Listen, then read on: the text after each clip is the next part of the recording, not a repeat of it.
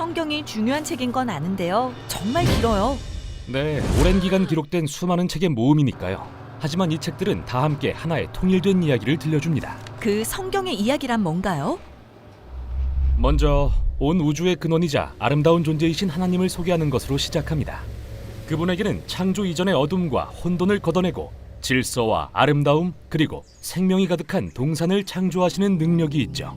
그리고 이 창조 사역을 완성하기 위해 하나님은 인간을 지목하십니다. 히브리어로는 아담이고 하나님의 형상대로 지어진 존재죠. 이 말은 그들이 하나님을 대신해 창조 세계를 다스리도록 위임받았다는 뜻입니다. 세상의 모든 잠재력을 활용해 더 많은 아름다움과 질서를 창조함으로써요. 즉 이 이야기는 인간이 그들의 힘을 사용해 의미 있고 생명을 주는 일을 한다는 내용인데요. 문제는 그걸 어떻게 하냐는 거죠. 네, 인류는 이제 선악을 알게 하는 나무로 상징되는 선택을 마주하게 됩니다. 인간은 선악에 대한 하나님의 지식을 신뢰함으로써 그분의 동역자가 되어 자유를 얻을 수도 있지만 반대로 힘을 손에 쥐고 마음대로 선악을 정의할 수도 있었죠. 하나님은 그러면 죽을 거라 경고하시지만요. 그때 어둡고 기이한 존재의 목소리가 들려옵니다. 선택은 단순해. 그 열매를 먹으면 너희에게 힘과 자유가 생겨서 마음대로 세상을 지배할 수 있게 될 거야. 그리고 그들은 이 지식을 취합니다. 그 결과 서로를 의심하고 자기 방어적이 되어 관계는 분열되고 권력 다툼이 일어납니다. 결국 악을 선이라고 재정의하는 바벨론 문명이 생겨나기에 이르죠. 그래서 하나님은 이 타락한 인류를 흩어버리십니다. 그리고 여기서 성경의 이야기는 중요한 전환을 맞는데요. 바벨론에서 나온 아브라함과 사라 부부의 이야기를 자세히 살펴보겠습니다.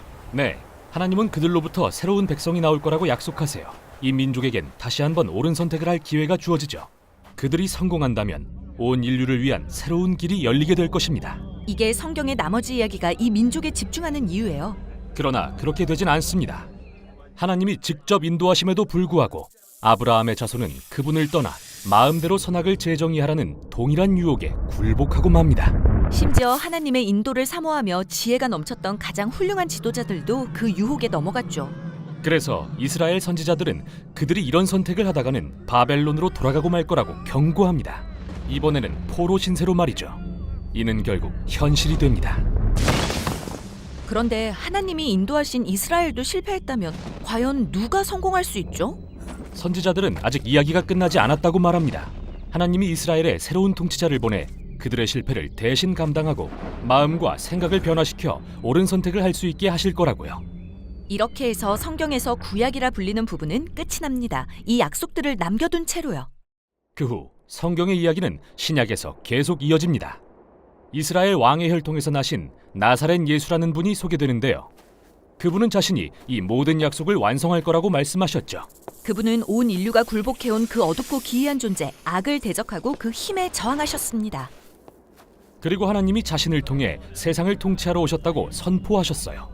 예수님은 선악에 대한 하나님의 정의를 가르치셨고 진정한 힘은 이웃을 섬기는 거라고 말씀하셨습니다. 예수님에 따르면 가난한 자들을 사랑하고 원수까지도 사랑하는 이들이야말로 세상을 다스리는 사람들이죠. 어려우면서도 참 아름다운 말씀이네요. 계속해서 이야기는 예수님이 인류를 위해 인간이 되신 하나님이라고 선포합니다. 우리 스스로는 절대 해결할 수 없는 문제를 해결하시려고 말이죠. 그분은 우리가 저지른 악의 결과를 감당하러 오셨습니다. 그분의 희생적인 사랑은 악보다 강하고 죽음보다 강력하다는 걸 증명하셨죠. 그래서 이제 인류에게 새로운 선택이 주어졌습니다. 이는 새 나무로 상징되죠. 옛사람의 길에 머무를 것인가, 새 사람이 되는 길을 택할 것인가. 그리고 이야기에서 우리는 예수님의 길을 선택한 사람들이 하나님의 능력으로 힘입는 모습을 발견합니다. 자신이 하나님께 사랑받고 용서받았다는 걸 아는 사람은 다른 사람을 사랑하고 용서할 수 있는 거죠. 예수운동은 온 세계로 빠르게 퍼져나갔습니다. 예수님의 길을 따르는 사람들에 의한 새로운 공동체들을 통해서요. 그러나 그들은 어려움도 겪습니다. 외부적으로는 박해가 있었고 내부적으로는 혼란과 타협이 생겨났어요. 맞아요. 예수님을 따르는 건 정말 어려운 일이니까요. 그래서 사도라 불리는 이 운동의 지도자들은 서신을 써서 이들 공동체를 위로하고 고난이 있더라도 예수님의 길을 신실히 따르라고 도전했습니다. 또한 예수님이 오셔서 모든 걸 변화시키실 날을 소망하라고 권면했죠. 성경은 장차 올 그날 곧 모든 불의가 바로잡히고 악이 근절되며 하늘과 땅이 하나 되고 사람들이 하나님의 사랑과 능력으로 세상을 다스릴 날을 가리키며 막을 내립니다. 아하, 그게 바로 성경의 이야기이자 이 모든 책을 하나로 묶는 주제군요. 그런데 흥미로운 점은 이 책들이 각기 다른 문학 양식을 사용해서 고유한 방식으로 이 이야기에 기여한다는 건데요. 다음 영상에는 바로 그 내용을 살펴보겠습니다.